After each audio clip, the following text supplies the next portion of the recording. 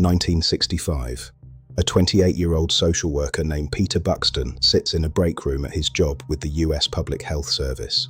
He overhears two colleagues casually discussing a long-running study, one involving hundreds of black men in rural Alabama, all infected with a treatable disease, none of them being treated. He assumes he's misheard. This is the Public Health Service. They don't do things like this. He hadn't misheard anything, and what he would do next, over the following 7 years, would take more persistence than anyone could have expected from one junior employee inside a massive federal bureaucracy. This is Dark Diagnosis Files, and this is the true story of how the Tuskegee Syphilis Study finally came to an end. Picture rural Macon County, Alabama in 1932. The Great Depression has devastated funding for public health programs nationwide. A previously successful initiative to identify and treat syphilis among black communities in the area is being shut down for lack of money. In its place, the US Public Health Service launches something different entirely. Not a treatment program, but a study, observing what happens to the human body when syphilis is simply left alone to progress, untreated for as long as possible. 399 men with the disease were enrolled, alongside 201 uninfected men serving as a comparison group. None of them were told they had syphilis. They were told, instead, that they were being treated for bad blood, a vague local term covering everything from anemia to fatigue. In exchange for participating, the men were offered free medical examinations, free meals on the days they came in for testing, and burial insurance, a benefit that, given the area's poverty during the Great Depression, many families genuinely couldn't otherwise afford.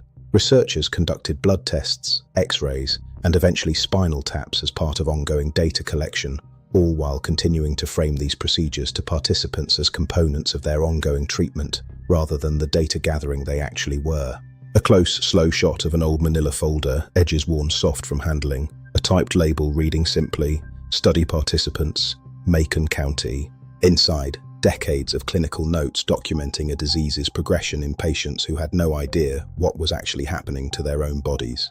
In 1947, penicillin became the standard, effective cure for syphilis worldwide. The study didn't stop. Researchers continued withholding the cure specifically so they could keep observing the disease's natural progression all the way to its most severe and often fatal stages, a goal the study's own internal documentation never hid from the researchers running it.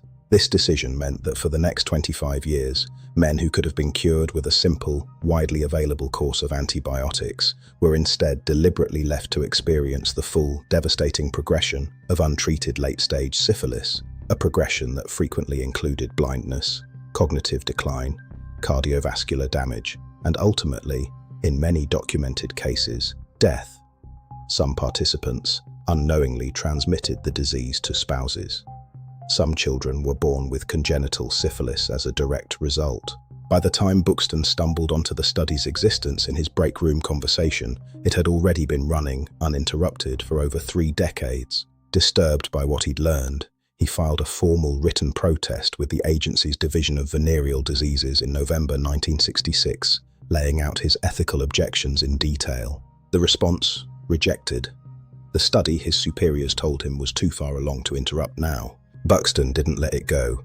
In November 1968, 7 months after the assassination of Martin Luther King Jr., he filed a second formal protest, this time explicitly warning his superiors about how politically and socially volatile this study could become if it were ever exposed amid the civil rights movement's growing momentum.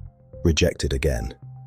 His concerns, the agency determined, remained irrelevant to the study's continuation. A dim government office, fluorescent lighting humming overhead, a single desk with a typewriter and a stack of papers.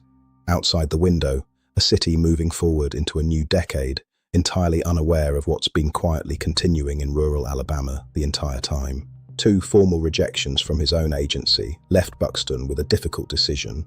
He had exhausted the internal channels available to him. The study, left unchallenged, showed no sign of ever stopping on its own. So in 1972, Buxtun made the choice that would define the rest of his life.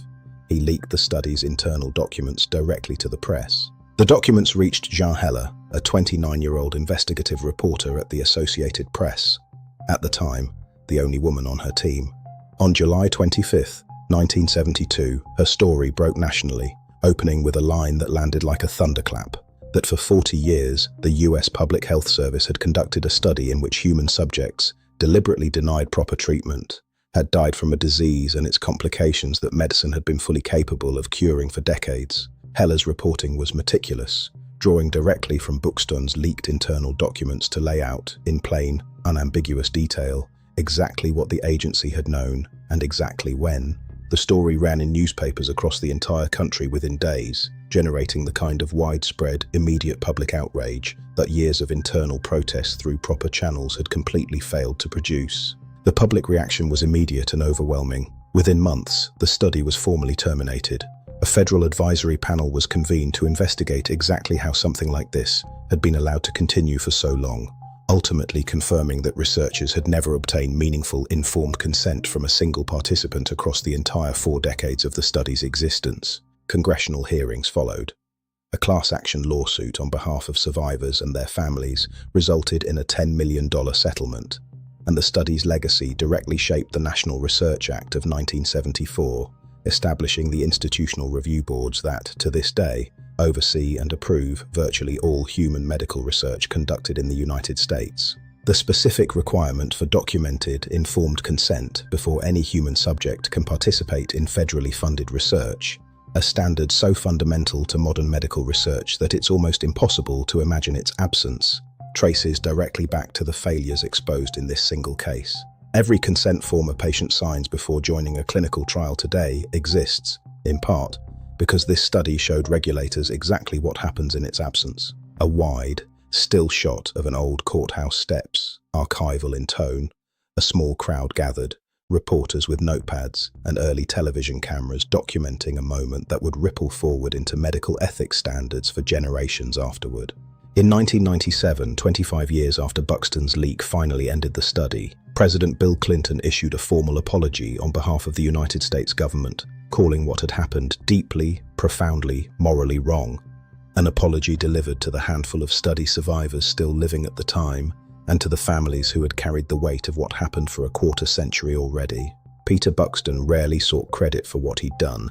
In later interviews, he consistently deflected praise, saying simply that he was who he was, someone who couldn't continue working inside a system once he understood what that system was actually doing to people who trusted it completely. He testified before Congress.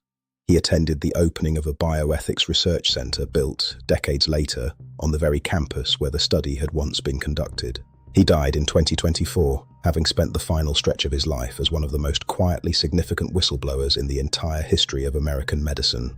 This has been a real documented case in medical history. Every detail in this video is sourced from confirmed historical records, congressional testimony, and published investigative journalism. Dark Diagnosis. Files investigates the horror that happens around hospitals and medicine. New cases every Sunday, Tuesday, and Friday. Real, documented, told with the gravity they deserve. Subscribe.